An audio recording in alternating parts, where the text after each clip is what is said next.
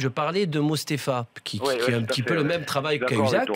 Il a réussi à mettre le pressing, à mettre le pied quand il fallait, à s'accrocher et tout, sans avoir ni de carton jaune, ni de carton rouge. Et je pense que Cahuzac peut faire la même chose, et même je pense que techniquement peut apporter plus s'il reste dans ce registre, et c'est dommage. On en avait parlé d'ailleurs avec Jean Leneka qui était d'accord, parce qu'il estimait qu'évidemment ça pénalisait son équipe, et on a vu dans le regard de Cahuzac lors du dernier carton rouge qu'il s'en voulait plus à lui-même qu'à quiconque d'autre. Mais offensivement il manque des joueurs. Oui, il manque des joueurs.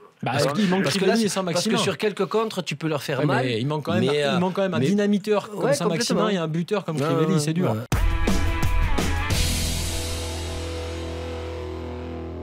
Puisque tu l'as dit, Rod Fanny, Sakai sont suspendus. Thomas Subokan, au passage, est toujours blessé, donc il ne peut pas jouer. Mais comment Henri Bédimo revient dans le groupe.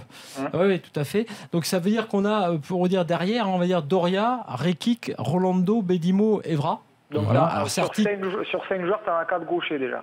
Et Sertic qui est considéré avec les milieux, mais qui éventuellement peut descendre. Cabella, Sanson, Sertic, Kawi, Lopez, Anguissa et vainqueur pour le milieu. Payet, NJ, il est là. Sarr, Thauvin et Rabillard qui était dans le groupe également. Je sais que tu avais un joueur qui était dans le groupe Marseille il n'y a pas longtemps encore, qui avait parfaitement bien dépanné au poste de latéral droit, et c'était en équipe de France, c'était Lassana Diarra. C'est vrai. Qui est match à Milan contre l'Italie.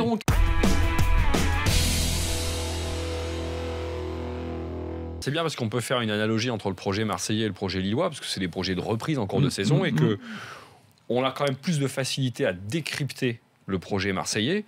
Un nouveau directeur sportif, nouvel entraîneur, un petit peu de recrutement de mercato, même si on pense tous qu'ils auraient dû aussi se concentrer sur la défense, et puis un président qui se tient en retrait avant de faire peut-être un bilan et un directeur général à la fin de la saison. Bref, côté lillois, et par rapport à ce qui a été annoncé ces derniers jours, là tu as du mal à décrypter. Quand tu as du mal à décrypter, c'est que le projet, il est peut-être pas très clair.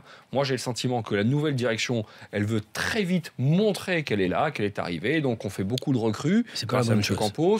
Ensuite on te met un Passy en disant attention, alors l'autre était intérimaire, M. Collot, M. Passy est deuxième intérimaire. On reprend un adjoint de Bielsa, peut-être c'est pour dire qu'il sera adjoint de Bielsa si Bielsa vient à Lille, mais dans la situation où est sportivement le LOSC, bien plus préjudiciable que Marseille, Lille a besoin de s'asseoir sur des bases plus solides. Je trouve que Collot était ce pompier de service. Il pouvait aller à la fin de la saison. Oui, voilà, c'est ça que je ne comprends pas.